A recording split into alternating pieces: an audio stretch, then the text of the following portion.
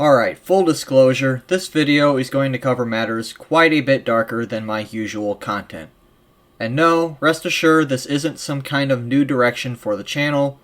This is just another entry into the 1001 Movies Challenge, one that just so happens to venture into one of the more disturbing and sinister corners of the cinematic landscape. So if you feel like this is going to be too uncomfortable for you, I totally understand if you decide to skip this video. I was uncomfortable myself making it. However, if you do decide to stick around, I'm asking for your maturity. I'm saying this now, I'm not going to have any patience for trolls or brain-dead edgelords. So with that in mind, let's get into today's video.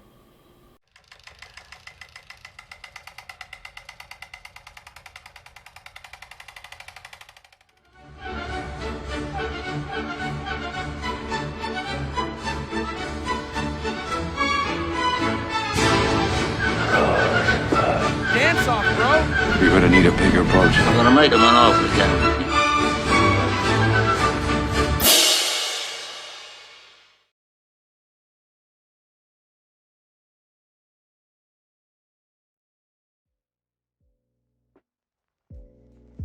Now before we start the video essay proper, I just want to make the opening point that Leni Riefenstahl was evil.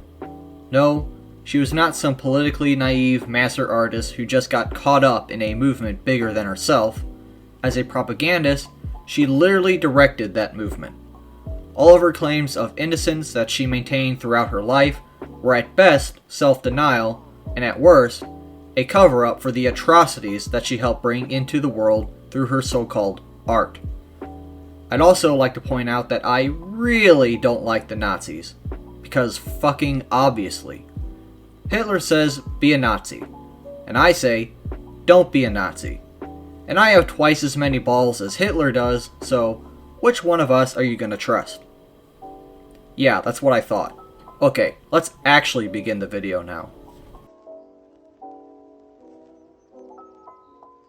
So in doing the 1001 Movies You Must See Before You Die challenge, one must be prepared to encounter a number of very uncomfortable and highly controversial films.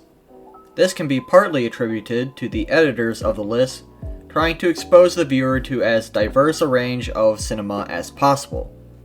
Because a list as big and all-encompassing as this is not merely meant solely for entertainment, but also for education.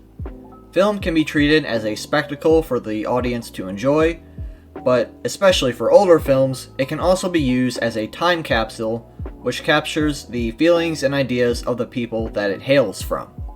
Thus, within the challenge are a number of different propaganda films supporting a number of different not-so-wonderful ideologies. Because after all, propaganda film is still film, and there are actually some benefits to studying such movies, if you can stomach it, such as learning what their techniques are and being able to recognize them in contemporary situations. For example, since I started watching some of these back when I was in college, I have learned to never pay attention to any political ads from any candidate, even ones that I like. Because in essence, all political ads are just mini propo films. They hold no valuable information because their very nature as propaganda is to distort information. And that's just one example. So that's basically the reason why the 1001 Movies Challenge includes propaganda movies. And among these are a few movies made by the much lauded Nazi propagandist Leni Riefenstahl. And you know what? Since YouTube might get a little suspicious of this video if I keep saying the word Nazi over and over again, from here on out, I'm just going to refer to these guys as a-holes, a term which I think we can all agree is equally applicable. Leni Riefenstahl has 3 films that made it on the list: Triumph of the Will and Olympia Parts 1 and 2. But since I'm already uncomfortable enough doing one video on this topic, I really don't feel like doing 2 more videos. So I'm just going to cover all of Riefenstahl's career in one video, and I think this is a win-win for everybody. I don't have to talk about a-holes for more than one video, and you don't have to listen to me talk about a-holes for more than one video. Everybody happy. So, let's back up and start at the beginning. Born as Helen Bertha Amalie Riefenstahl in Berlin on August 22, 1902, Leni Riefenstahl was the daughter of a successful business owner and a part-time seamstress. Her father had hopes that she would follow him into the business world and pursue a so-called dignified career. However, showing an interest in athletics and the arts, both of which she was apparently very good at, supposedly writing poetry by the age of 4, Riefenstahl's mother secretly supported her daughter's artistic endeavors, enrolling her into the Grimm Reiter Dance School in Berlin at the age of 16, without her father's knowledge or consent. She became a quite well-regarded dancer actually, touring across Europe with acclaimed theater director Max Reinhardt. However, by her early 20s, a series of foot and knee injuries made it clear that her dancing career was to be short-lived. And that's when she began to take an interest in film. Leni Riefenstahl made her film career debut as an actress in the 1925 German cultural film Ways to Strength and Beauty. Fittingly, her role was to be a dancer, a nice segue from one career path to the next. She would act in a few other silent films in the late 1920s until she made her directorial debut in 1932 with the mystery drama The Blue Light. The film received mixed reviews, but in early 1930s Germany, there was increasingly only one critic that mattered, and he liked what he saw. Adolf Hitler almost immediately recognized Riefenstahl as a talent that he wished to employ, and so arranged to have a meeting with her. Thus, early on she became a member of Hitler's inner circle. For her second film as director and her first as a propagandist, she directed The Victory of Faith, which documented the 5th Nuremberg Rally of 1933. This film has largely been forgotten about, mainly due to the fact that it was considered lost for half a century. Victory of Faith showed Hitler in very close collaboration with longtime a-hole Ernst Röhm. However, just 1 year after this, Röhm was murdered on Hitler's orders during the purge known as the Night of the Long Knives. As such, it was now rather problematic to show Mr. Mustache being so friendly with an enemy of the state, and so obviously the film had to go down the memory hole.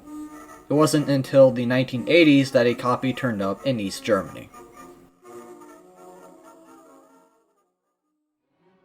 Following the Night of the Long Knives purges and the complete restructuring of the government that had occurred in the last few years during Hitler's rise to power, it was imperative that the new regime find a way to legitimize itself. And like all regimes before it, the a-hole party utilized propaganda to achieve this end.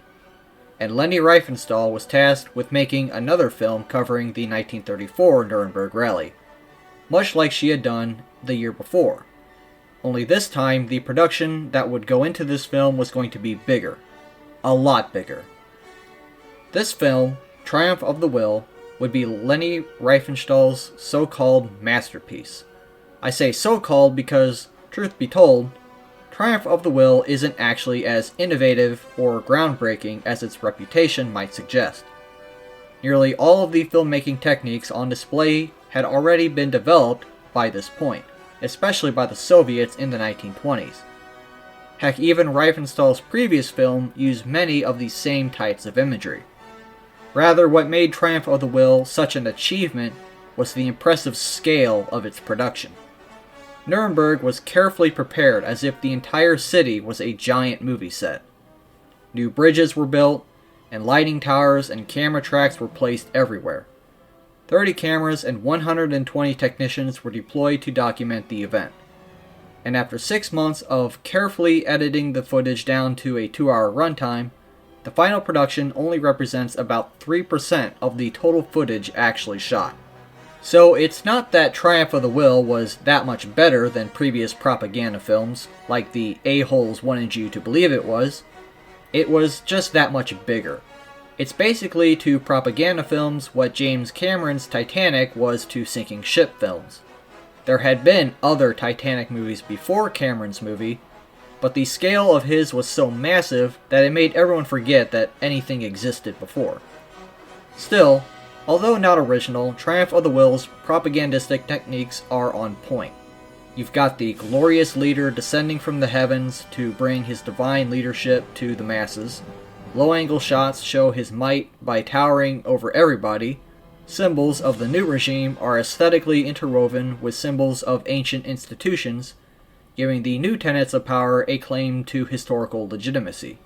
And all of these techniques are repeated over and over and over and over again, so that the viewer is overwhelmed and accepts the propagandist message as the truth. That's the sinister power of Triumph of the Will. Repeat the lie until it becomes the truth. Really though, the true Triumph of the Will was for me to sit through all of this disgusting, vile, retching garbage. I watched this movie at the same time that I also read Albert Speer's book, Inside the Third Reich. Speer, like Riefenstahl, was also a member of Hitler's inner circle, tasked with propagandizing for the Third Reich via being the chief architect in charge of stroking megalomaniac Mustache Boy's massive ego.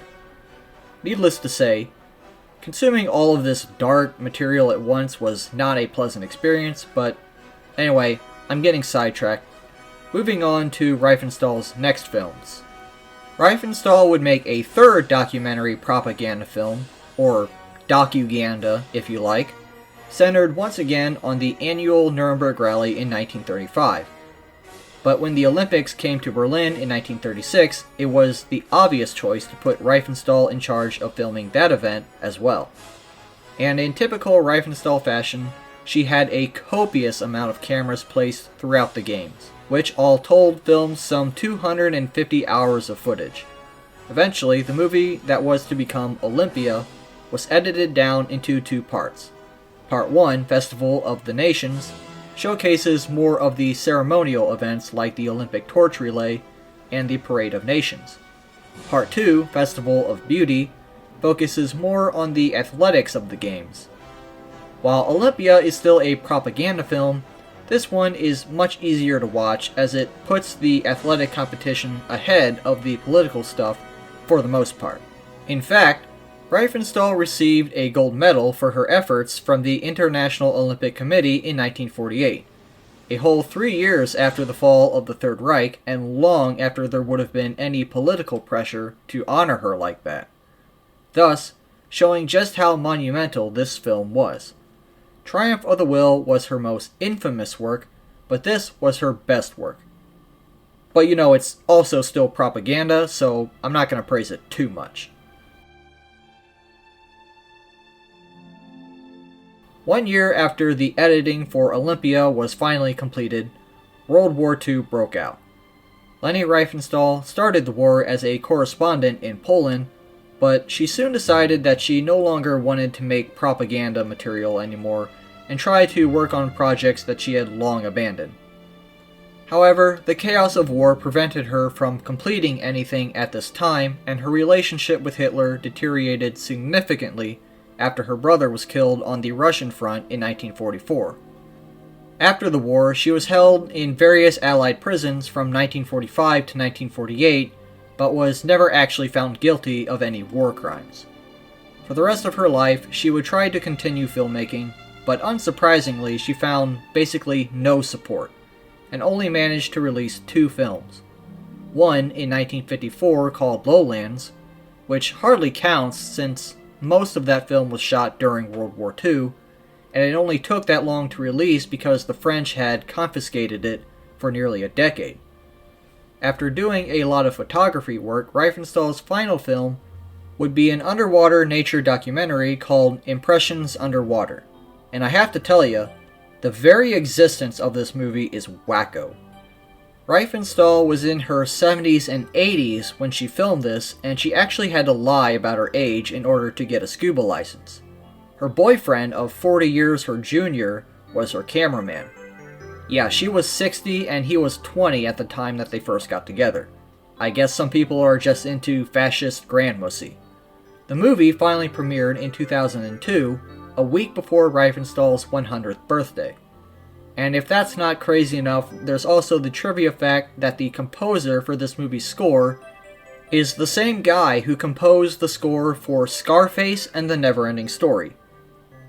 What even is this? What kind of goofy, bizarro world is this where that sequence of events lines up? It just doesn't make any sense. Anyway, on brand for Riefenstahl is she employs an excessive and repetitive use of glamorous and awe-inspiring visuals to dazzle the viewer into amazement of the intended subject. In some ways, this is still like a propaganda film, but now her attention has turned to environmentalism and saving the ocean instead of the Third Reich.